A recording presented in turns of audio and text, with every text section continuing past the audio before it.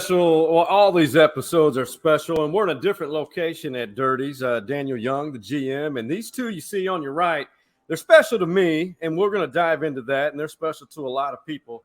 Let's just say we're going to hear a story about a guy from the Houston area, a young lady from outside of the Houston area, a coach's daughter, and they are truly devoted Longhorns and I want to say unofficial historians of what old Austin looked like, Daniel.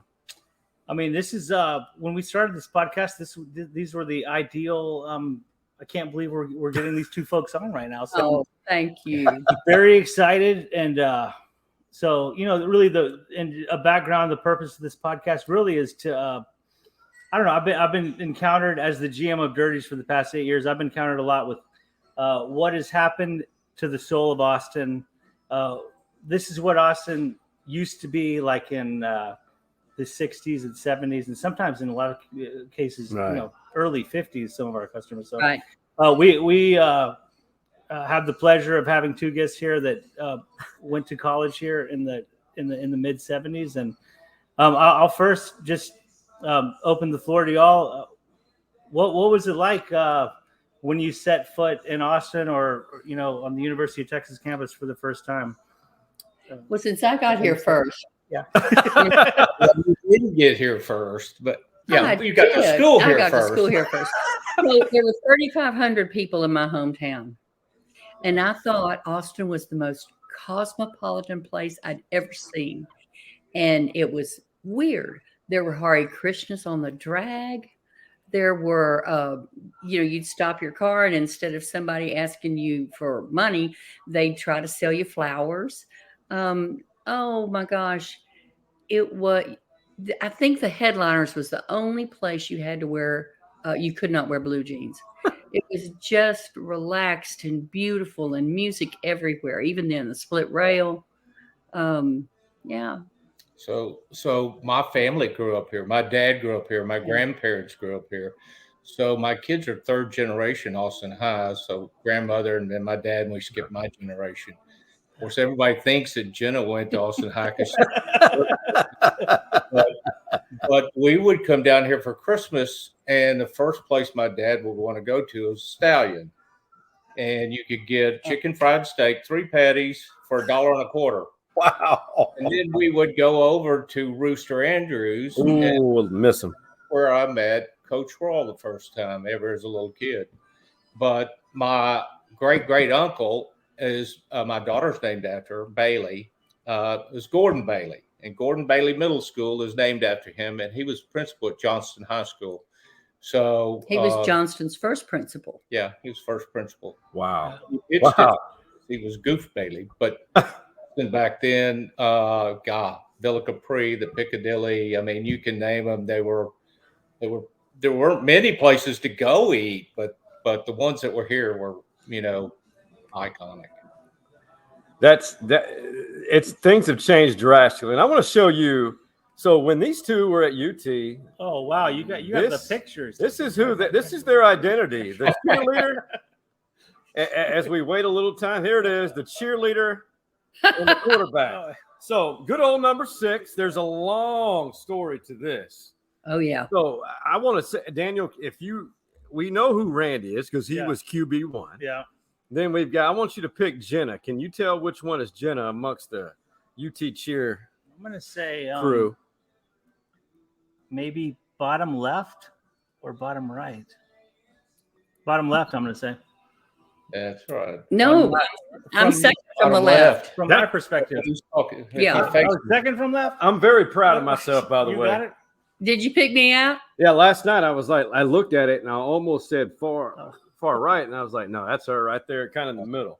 Okay. I could not look any more different today than what I did then. My hair is gray. I'm wearing glasses. Oh, Lordy.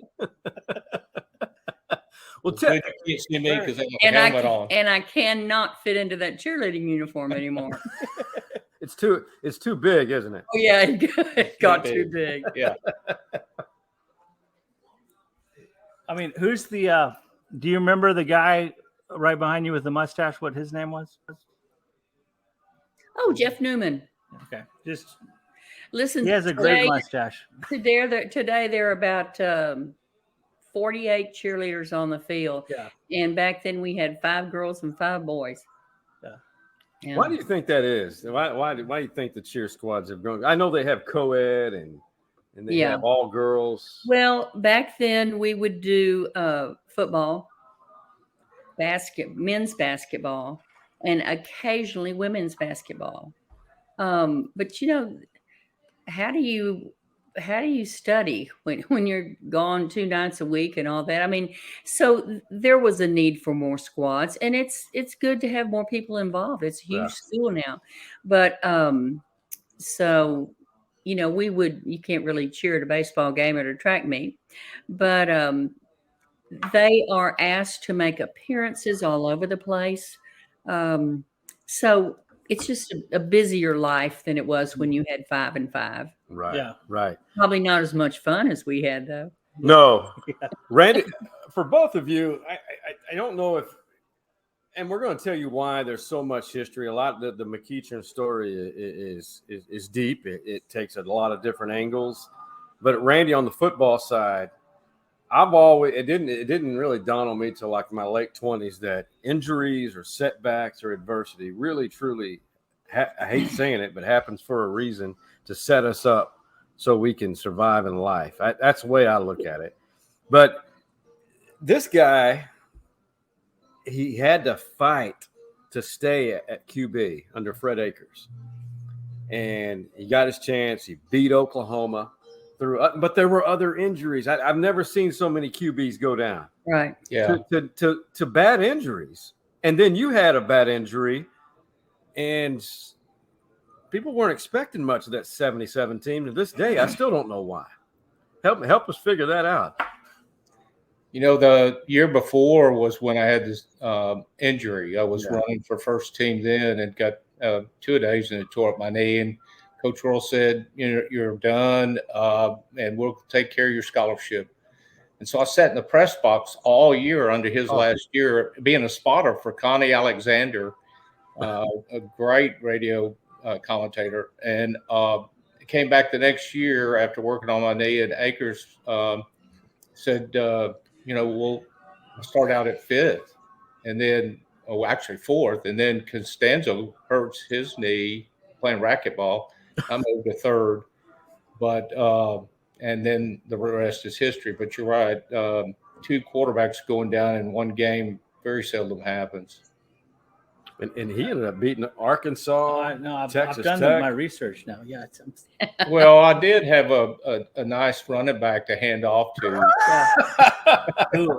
Geez, I had a great defense. So I got to talk to that running back yesterday. It's did you really? Good. Greatest pleasures of pretty much every other Wednesday. I get to see Earl and his son. Wonderful.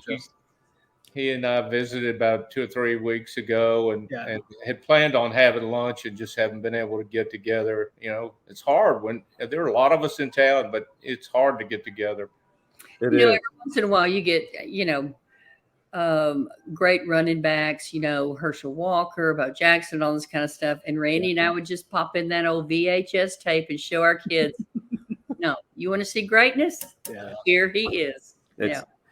Greatness as a human being as well. Yeah. So we're going to embarrass them a little bit. We're going to talk about some, Deep Eddy Cabaret still exists. It's uphill, if you will, from the Deep Eddy pool. And in between there is what I like to think the most underrated burger in Austin, Pull Burger. So Jenna and Randy, what we know of in Austin as a Taco Flats is definitely not the Taco Flat that you're going to talk about, because I didn't know this existed. Well, I really didn't. That's because you're so young. You know what? I had a lot of hair once, but this is the evolution of. Tell them you tried Randy McEachern. That's right. So Taco Flats was owned by my dear friend. He wasn't my dear friend at first, but we became friends, Hector Alvarado. And it was on North Lamar around 52nd Street. Okay. And I don't even know how I was introduced to it. Probably one of those old football players. And it was like a really low rent Cheers. You just felt at home. And anyway, so it was tiny. The pool table took up most of the bar, if you will. And so one day I was in there talking to Hector, and there was this kid, this baby-faced kid sitting in the corner drinking a beer. And I told Hector, I don't know who that kid is, but he can't be 18, and you're going to get in trouble for letting him drink. And it was Randy McEachern. Tried to get me kicked out. Hey, that baby face, those are good genetics. Yeah. Well, yeah. That was a great place, though. Hector took care of us there. I mean, he built that place, I guess, from scratch. Yeah, you could tell there were a lot of holes in the wall from people that decided to get mad and punch the wall. But great hangout, and made great friends there. I told you I was the first Miss Taco Flats. Now, in later years, it kind of became a thing. Hector would have a jalapeno eating contest. Oh, And the end results of that were not always pretty. But in conjunction with that, they had a Miss Taco Flats contest, judges and all this. But the first year, here's how you get to be Miss Taco Flats.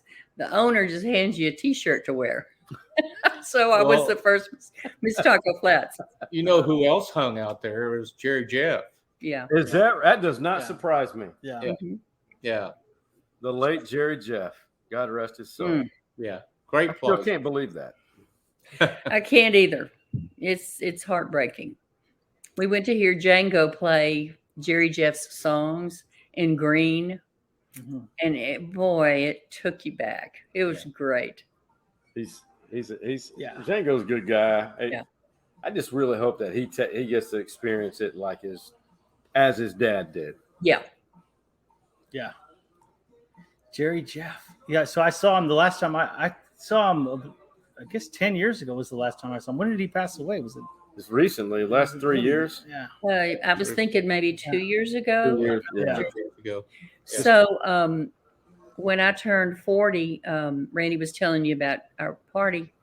So Randy asked me, for your 40th birthday, had you rather have a diamond ring or a big party? And I went, are you kidding? I'd rather have a party. Yeah. Absolutely. So we went to Lukenbach, and Jerry Jeff Walker played. Oh, And it remains one of the top 3 great times of my life. Susan, was his manager. And she told Randy he'll pay for about an hour and a half. He played for 3 hours because I think the place was filled with old geezers, not and all Taco Flats people. That's right. Yeah. I want to tell you something, Daniel. Yeah. So, being a cheerleader, I knew that the band completed their show or finalized their show on Thursday evenings on Memorial Stadium's field. And this before everything had a separate name, right? So it was just the football field. And so after we had our children, and I was trying to lose that baby fat, we would take the stroller and push it around the track and listen to the band. And then as the kids got older, they'd play in the high jump pit, or they got older, Randy'd throw the football to them. But here was what our routine was. First, you go to Dirty's. You get a burger. Then you go to the stadium, and then they'd roll down the hill at the LBJ library. So, Dirty. We made Dirty's tradition for. I started to come in here in the late 80s when I was a 10-year-old kid, rode my bike here. And my favorite thing about this job is hearing the stories of the generations and generations of families, just like that one. yeah. I bet And you it still happens every single day. Like Yeah. it was UT graduation last weekend, and I had multiple tables of 3 generations of UT graduates. They're UT,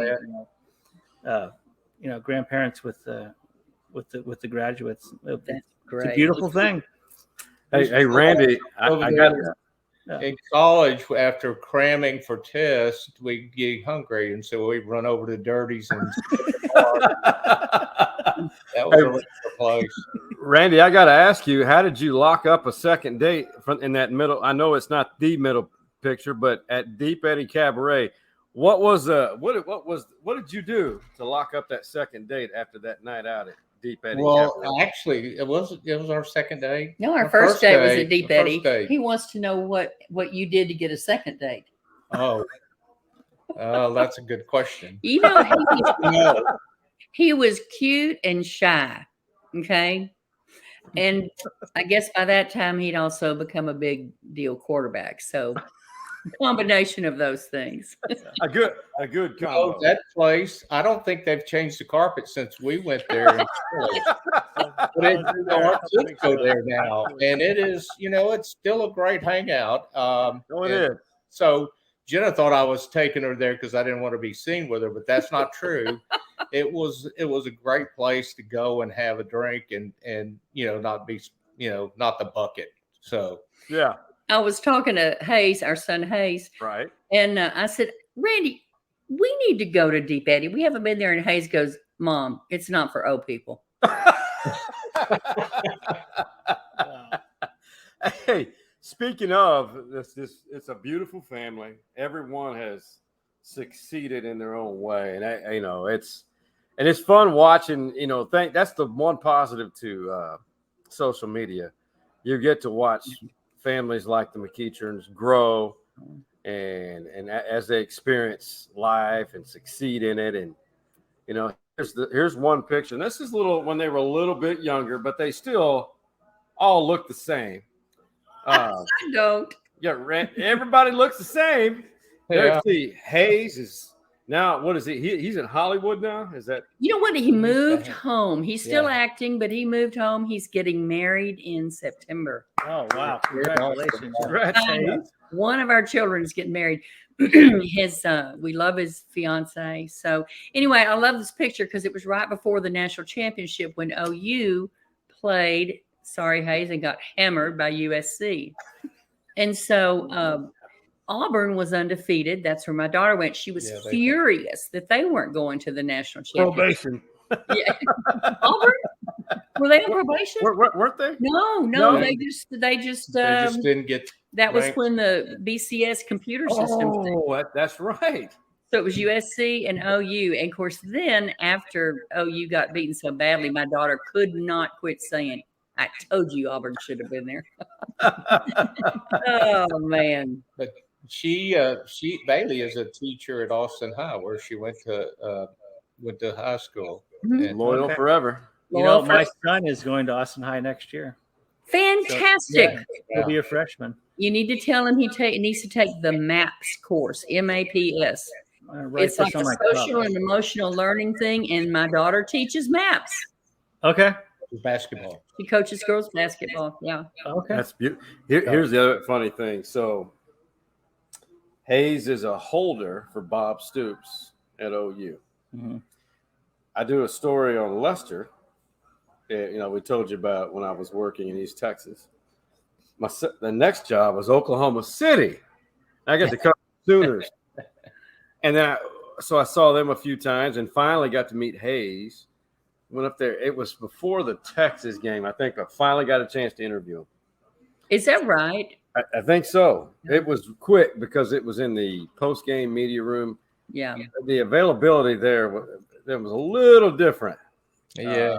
It's just like it is at Utah. Well, I won't go into that. Yeah. We would go to that game in Dallas, and I would wear white with a little OU on it, so that I wasn't going to wear crimson or I didn't wear maroon when he was at Austin High. But we were there for the game, and we were standing outside the locker room of OU waiting for Hayes to come out. And who walks out but Kurt Bowles? And he looks at me and he writes down on a piece of paper, and it says "divided loyalty." It was in the Statesman the next day. That sounds like Kirk. Yeah.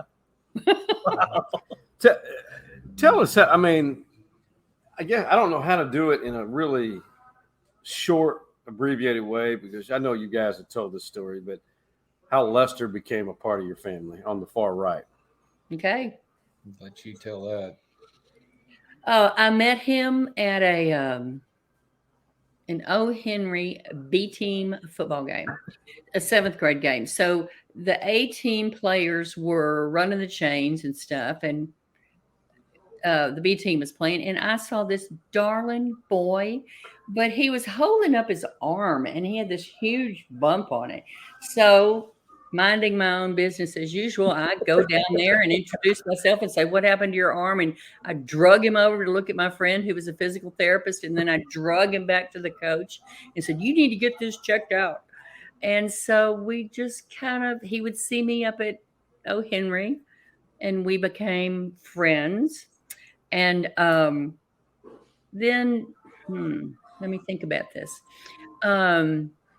His father was the reason Lester had to be removed from his home. Mm-hmm. And so, it's kind of like, where can he go? Where can he go? And, they kind of looked at Randy and me, and we had a son the same grade. Like, but I had already fallen in love with Lester. And so much, much, much prayer went into it. And so he was just going to come stay for 3 months, just 3 months, until the daddy could move out of the house. And after 3 months, that didn't happen. So turned into a lifetime. He's still ours. Yeah. Wow. He is. He's thriving. Beautiful thing. So he was 13. In fact, I haven't talked to Lester. I think this makes 25 years that he's been ours. Wow. So going from 3 months to 25 years. That makes me feel really old. But you know what? It's been such a blessing. And I know people look at him and think, "Oh, aren't you blessed?" But you know how that works. Our whole family has been blessed. My son and daughter have another sibling. And it's we try to have dinners on Sunday. And so that's just delightful. Yeah, it's another added piece to this the McEachern story, man. It's pretty special. It really is. And the other part of it is that Jenna she's evolved as an author. And I didn't before. Listen, I'm going to be honest with you. Before I even met you guys, I can't remember which book it was, but it was one of yours, and I didn't even know it. I had known about you guys. Oh, and before I forget, McEachern baseball fields. Yeah, I've always wanted to ask you guys. Randy. Well, it's after Randy. He's nice, and he says, "Oh, it's us." No, they named it after him. I was the president of West Austin Youth Association. And we always wanted to ask that. We coached every sport possible at Weah. In fact, Randy and Pat Kelly and I think James Street and Mike Presley started the flag football program at Weah because all those former players didn't want their kids playing tackle football until they were in junior high. Yeah. So anyway, they named the field after Randy. Nice. One of my claim to fames of Weah, Little League baseball or Pony League baseball. Drew Brees hit a home run off of me, left-handed. I don't even know if he was left-handed or right-handed, but I can still see it. I think it's still going. And that's a good claim to fame. Weah is such a treasure. Yeah. It is really a wonderful thing. Yeah, you think about all the people that have gone through there. Yeah. And also helped. You mentioned a few Street and but Ben Crenshaw. Yeah. So there's been a lot of good, and that I think we even had a wall over there of players that made it to the pros that went through Weah. Yeah. Pretty cool. The field over there off of Exposition, the Pony League. I took Don Baylor's son over the wall of left field, but it was foul. Oh, yeah. Now, I want to tell you something. We never missed one sporting event, piano recital, nothing, right? But Bailey was playing. She was the only girl playing in the boys' league. I can't remember. She was 10 or something like that. It's Coach Pitch. It was Coach Pitch. Yeah. And so I was on my way out the door, and a friend stopped by, and she had all these troubles and wanted me to listen to her. And I told myself, One game. It won't matter if I miss one game. She knocked it over the fence, Well, and I missed it. the funny thing is, when she came up to bat, all the boys said, "Hey, move up, move up." And she hit it over the fence, and then the next time at bat, they go, "Move back, move back." You know, that fence, I mean, I love that field at Exposition. It hadn't changed at all. Because we were from Northwest Pony Colt, and we would play intersectional Yeah. games. And I loved it because the left field was short. Ah, I was trying, Right. but it went a little too far left. Yeah. yeah. It's So, I was thinking about today, one of the pictures I did not send you. Freddie Lee Strong worked at Anthony's Cleaners for, I don't know how long. And he and his wife, Nanny Mae, were very strong members of, now I'm forgetting. Kissimmee. No, No. Missionary Baptist Church Yeah. in Clarksville. yeah. And they had the original baptism thing. Is that a baptistry? Is that what you call that? Yeah. Anyway, and it was like metal. And so Freddie Lee cut all these crosses out, and they were selling them to raise money. And right before he died, he gave me one of those crosses. I think the what's going on in Clarksville is one of the big tragedies of this city. It's in the National Historic Registry of Neighborhoods. And, they weren't supposed to be able to tear anything down. And it makes me very sad that we didn't try harder to keep it, You know what's if we're not paying attention, and I know that it's being said that there's some miscommunication or the narrative's wrong. If we don't watch it, and really us as voters and asking for city council to be a little bit more transparent, we need to keep an eye on Zilker Park. Yeah. I Really. just The fight on that and fighting on Muni. Dirties. yeah. I mean, it's a tough time. Our city needs another Zilker Park in the north. We need something comparable in the north because this Zilker Park cannot sustain the crowds. It's true. No. Yeah. And Yeah. $7 parking. Yeah. What is that? Yeah, we thought the parks were free, right? Nah, I didn't realize that a public park you could charge. absolutely. I could, Hey, is Soap Creek still around? Y'all are too young for Soap Creek, I guess. I have heard. I'm gonna Google it right now. It was this. You had to go out on this dirt, potholed I road. feel like it closed within the last year or so. Really? And that was a beer only joint, and it was the one lady that worked there. It says it's Oh still, no, you're thinking about Dry Creek. Oh, Dry Creek. Soap Sarah. Creek. No. Soap Creek. Soap Creek. Soap Creek. Yeah, Bee Cave Road. That's right. Yeah, I've actually never been to Soap Creek. I was at Well, Soap Creek. It moved somewhere, during my youth, my distant youth. Yeah, it's When I got we've to lost. when We've I got lost to Red Texas, Hills. We've my lost. dad drove us across the low water bridge and went over there because you couldn't. The Mopac wasn't there. Yeah. And we went to Tiny's Western Wear, and I got my first pair of orange boots there. Where was Tiny's Westerwear? Where? Yeah.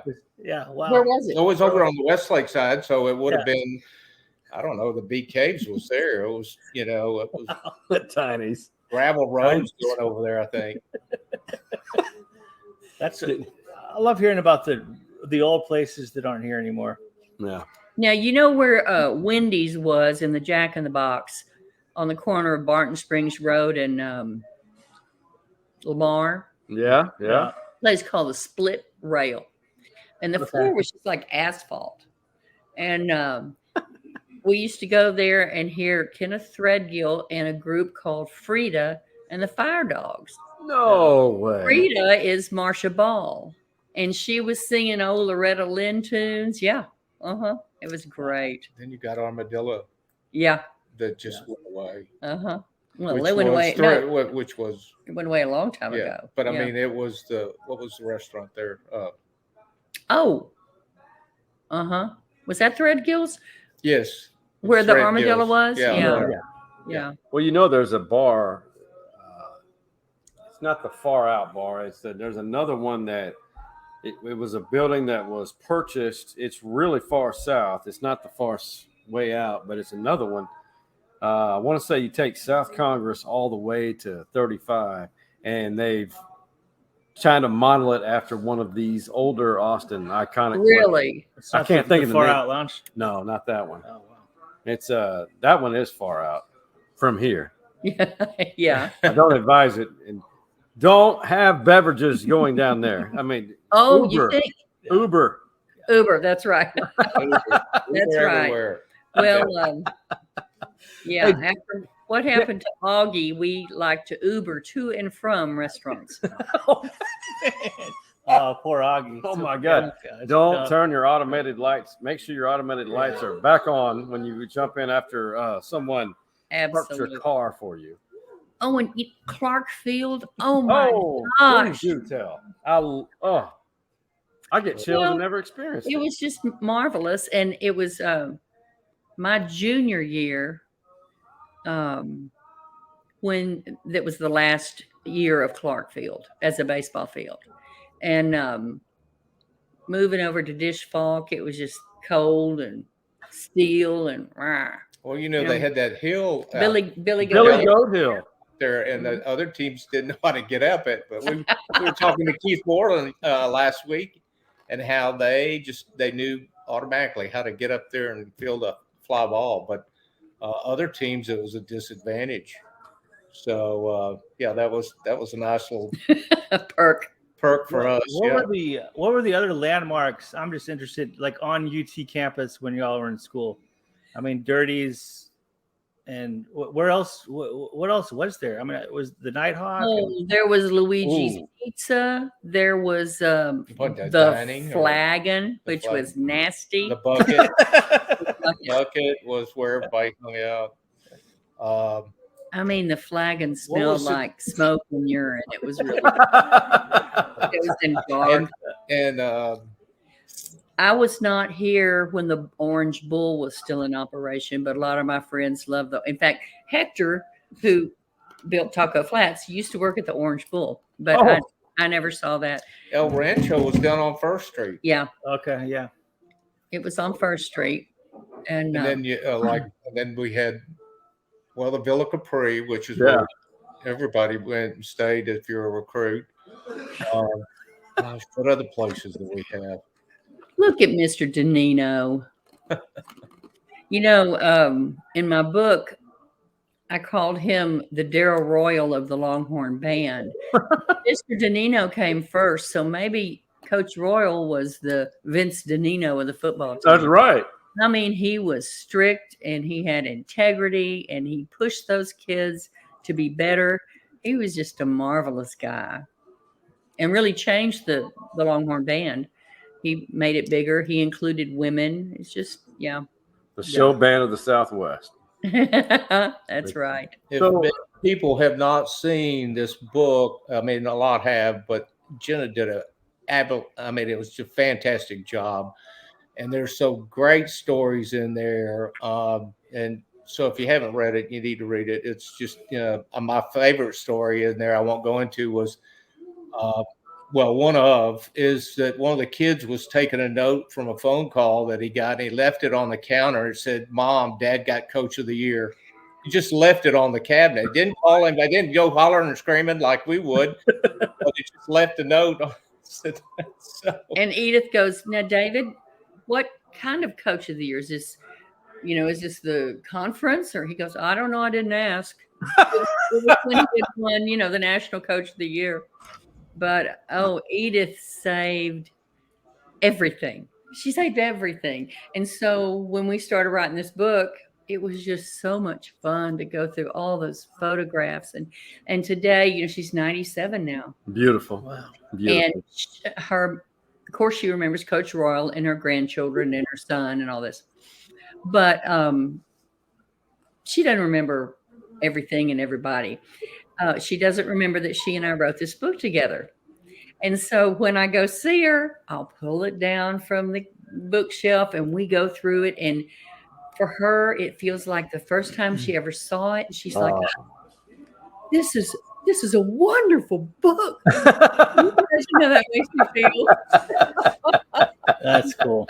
The last time I showed her, she said, didn't we have great adventures? So, yeah. Well, here's the, Darrell K. Royal, the legend. Is that at the Caroline? Yeah, it is. Edith to his right. I recognize the lighting in the background there. Yeah. Because I ran that restaurant actually. Did you? I came to Dirty's. Yeah, I recognized. Yeah, good. AT&T conference. Anyway, to get that thing on. Yeah. So this is at the Texas Heritage Songwriters Show, and everybody knows Coach Royal was a great coach, but what they don't know is how many, how he loved poetry. And, he himself was very well spoken and witty, and he loved listening to these songwriters. And so they have a special award that they give out, and it's the Darrell Royal, award for promoting Texas songwriters. So here we are, Mac Davis and his beautiful wife, Lise. Mm-hmm. And the T-ring. On the right. Yeah. You helped design the headstones, correct? Yes, Edith and I designed that, and over at Stass Winders. But I'm sorry, I'm forgetting his name. But Randy's the one who had the idea of putting the T-ring on there, and so Gilbert, forgive me. Anyway, he made this beautiful replica of the T-ring, and on the back of Coach Royal's, it says, "Let's give him 3." So at practice, if somebody had put in a lot of effort, he's not going to get all effusive. He would say to the whole team, "Let's give him 3." So that became high praise from Coach Royal. So it's on the back of his headstone there. Yeah. It's almost, I know this sounds almost impossible, but I am speechless over that. These are the kinds of stories, these kinds of things make you want to pause time or bring it back. Can you imagine how blessed we have been? To be friends with the Royals and all the people they introduced us to. You probably want to tell the story about Willie Nelson in the stadium. Oh, yeah. So I didn't know which one you were. When I got here as a freshman, and back when I was a freshman, before we got here, I saw Willie Nelson open for the Doobie Brothers in Houston, and he was Shotgun Willie. And so not a lot of people knew who Will. Younger generation didn't know who he was. But I got up here, and Coach Royal told the team, he said, "Look, y'all bring your girlfriends. We're going to go up to the tea room, and I'm gonna have Willie Nelson, his harmonica player, come play for y'all." Well, half the team didn't go, but I did. I knew who he was, and that was something that Coach Royal loved to give to the players, is introduce us to country western music. And we always had somebody either travel with us. Charlie Pride traveled with us for a couple of games, but that was a nice gift that he gave to the players and opening us up to that. Now, we'll tell you, toward the end of Coach Royal's life, Randy and I took him to some banquet where he was being honored. And on the card of the table, it said, "Be sure to come to the September whatever T-ring celebration." It was a celebration where they handed out T-rings to all the student athletes who had, graduated, letter winners who had graduated. And I looked at him and said, "Coach Royal, look what you did." Because it started out as Coach Royal paying for the football player rings, those who lettered and graduated. It doesn't matter how good you were. If you didn't graduate, you don't get a T-ring. And so now it's campus-wide, men's sports, women's sports. And he said, "Yeah, that's really something." And I said, "But you know what, Coach Royal? We worked so hard as cheerleaders. Don't you think we should be lettermen?" He looked at me and goes, "Jenna, I think you're taking that a bit too far." You got it. You got an E for effort, though. Yeah, I did. I love this story is when later in life, when he was, slowing down, and he and Edith, we were taking both of them to the Four Seasons for the Longhorn Hall of Honor. And so Jenna had Edith, I had Coach Royal, and you didn't know if his wit was still there. But anyway, we were going down the stairs, and it's being with a rock star. Here comes all the reporters and TV cameras and all. And so we're over there, and they're talking to him, and he grabs me, and he said, Randy, I need to go to the bathroom. I said, okay, Coach. So I'm taking him now, and everybody's coming in, and they're stopping to talk to Coach Royal. And shake his hand. And he would stop and talk to every one of them. And I thought, this poor man needs to go to the restroom. there came a break in the middle of that on the way to the restroom. And I said, Coach Roy, you okay? And he goes, pretty soon I'm not going to need to go anymore. he has kidney stones because of the media. But it was like traveling with the Rolling Stones. That is amazing. That is absolute. I look back now because my mom is she's fading pretty quick. And Sean. She's and I went up there. She's in the hospital right now, 21st day, but it's been the last 2 or 3 years. But we were talking on Saturday, great day for her. And I said, we were just talking about moments. And she reminded me, I took her to a Texas baseball game. I came in town. It was like 05 or 05. And she goes, all I remember was walking down the stairs at Dish Falk and looking up, and here comes Coach Royal. First time I've ever met him. He stopped and shook her hand or hugged her or something. It was 05. He was still really able. Yeah. But I think when you start faced with your mortality, I think you start reminiscing a lot more. Oh, absolutely. Yeah, I really I want to tell you, Sean, you post the sweetest things about your mama, and really heartwarming stuff. It's evident how much you love her. My daddy is going to be 90 pretty soon, and my mama's 91, and they moved to Austin. And I always tell them it's time consuming, but it is not a burden. No, it's a blessing to have them. It is. They wiped our butts, and Yep, that's exactly right. I was thinking about this. Hamilton Pool. Yeah. And what's the naked place? Hippie Hollow. Thank you, Hippie Hollow. And so, back in the day, you just drove up, pulled off the side of the road, trying to find a parking space, right?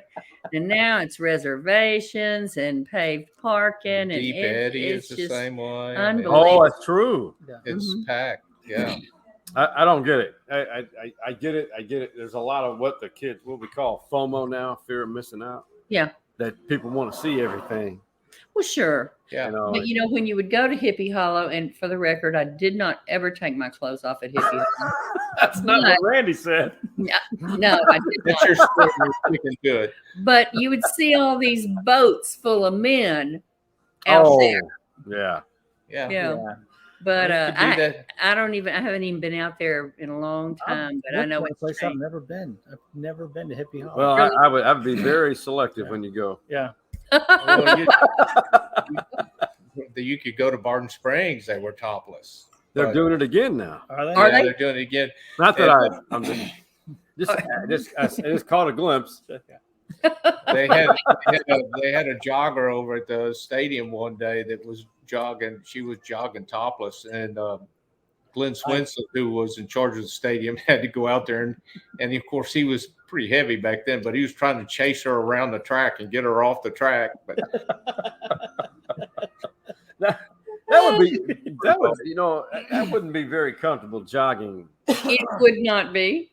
It would not be. But I think it was would be a distraction. Equal rights thing. Yeah. That continues. That was the time, So every generation has its movement. Mm-hmm. Yeah. Randy, I knew about this story, but I didn't know really the full details. And this is why I call these your angels. Essentially saved your life. And I don't know the whole story. And if you're willing to share, if not, I understand. I just don't. All I know is surface level. Well, can you tell it? Yeah. What's now going to be? This is going to be 20 years. 20 years. 20 Wow. years. So the track, Pat Kelly played here, before I did, number 16. He was wide receiver from Lubbock. And Jenna Kay worked at Marbridge.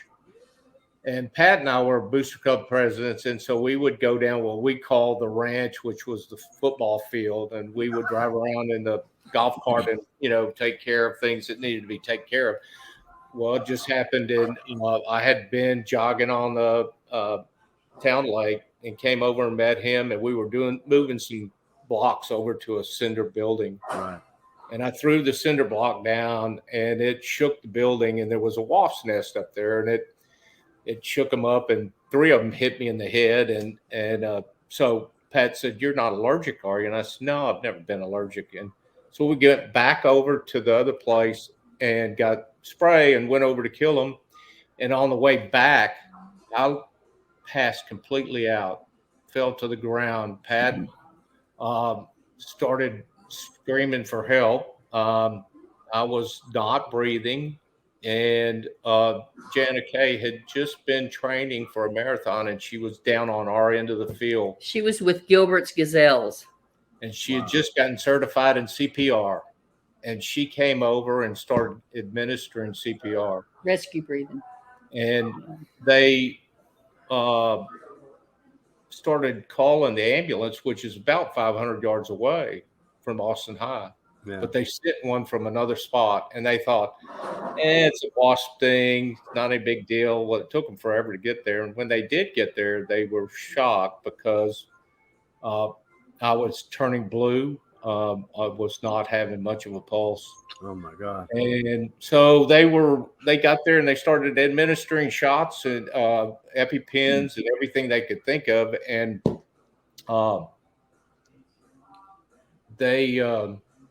I heard 2 voices that were talking to me. There was the EMS who said, "Stay with us, Randy, stay with us."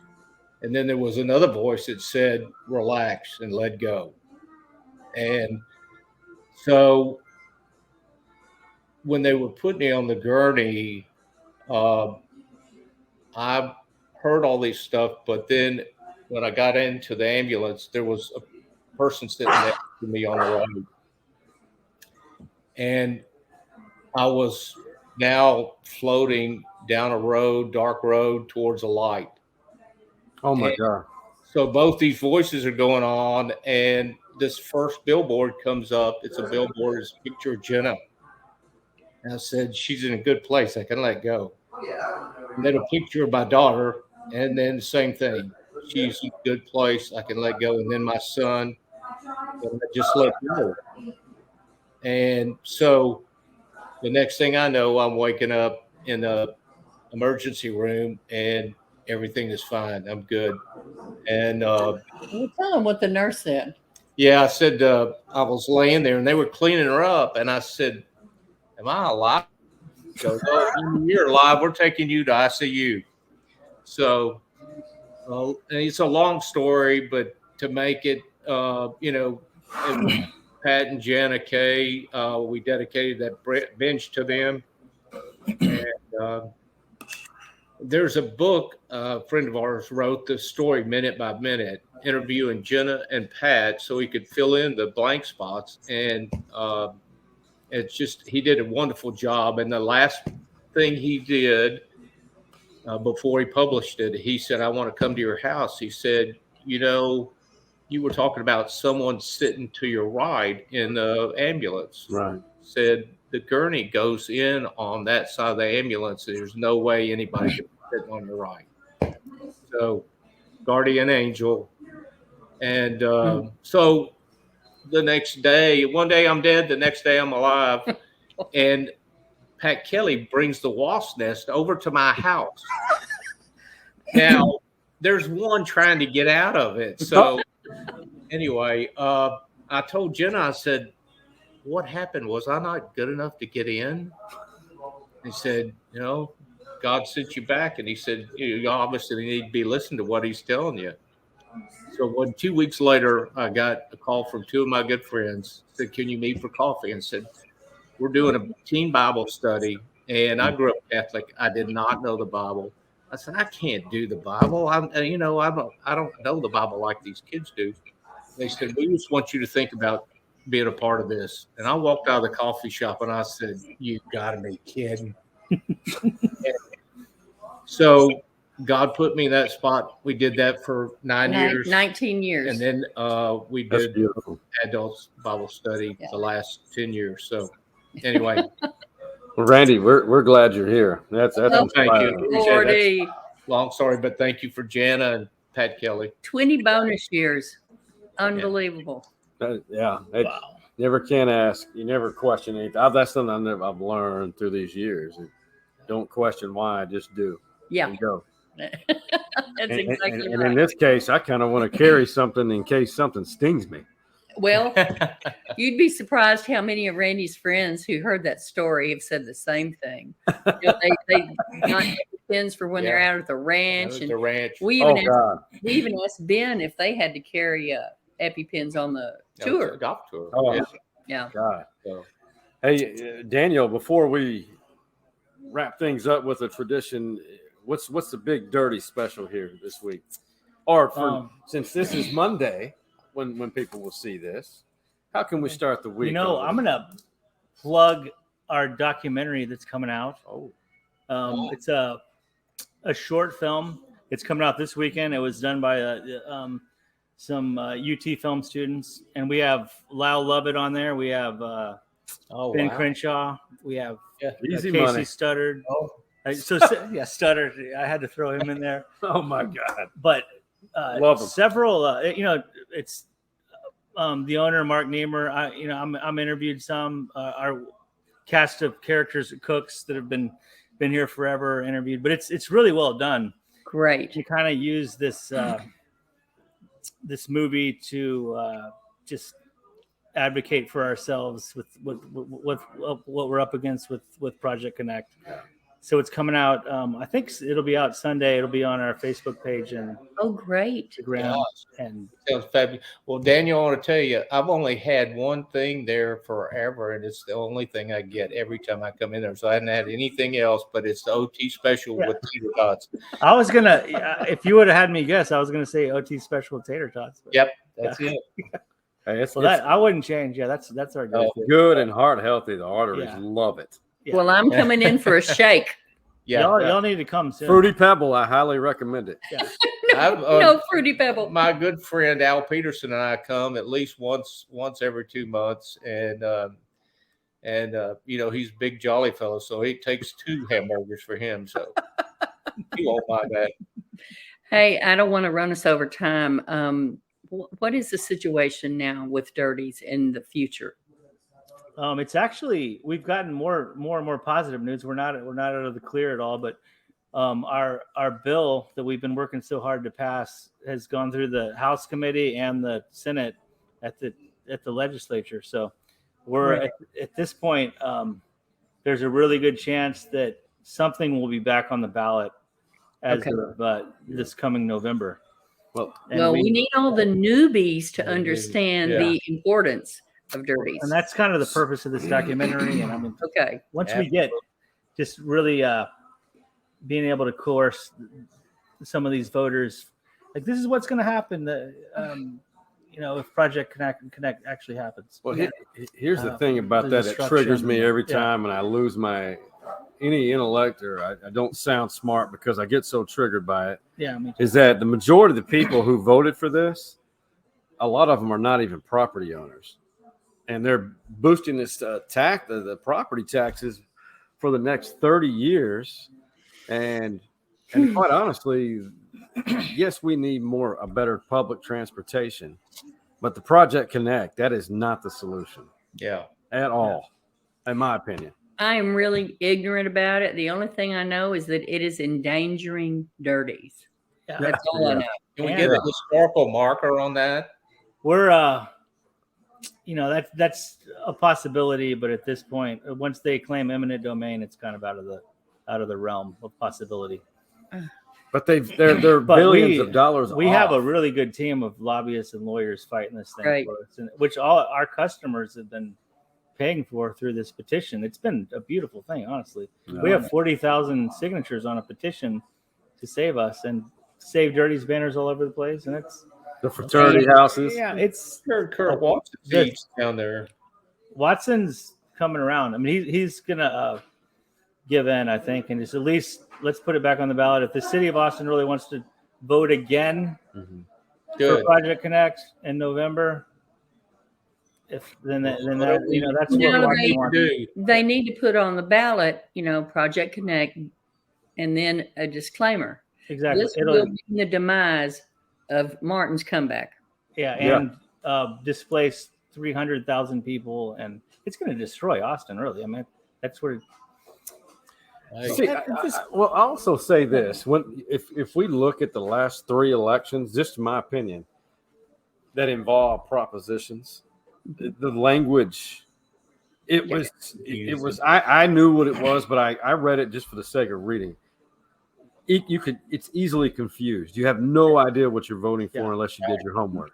Yeah, and they did that on purpose. Yeah, it's done that way. Yeah, like the rezoning thing, which they had to rewrite it. Hey man, tell me something good.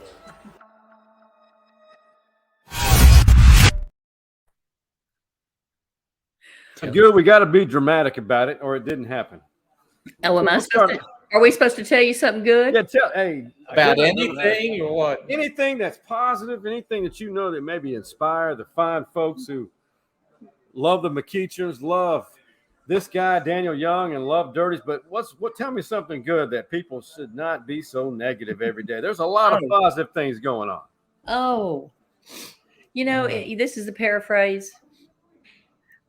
I don't even know who to attribute this to, but everyone you meet is going through something tough. So be kind. Nice. Mm-hmm.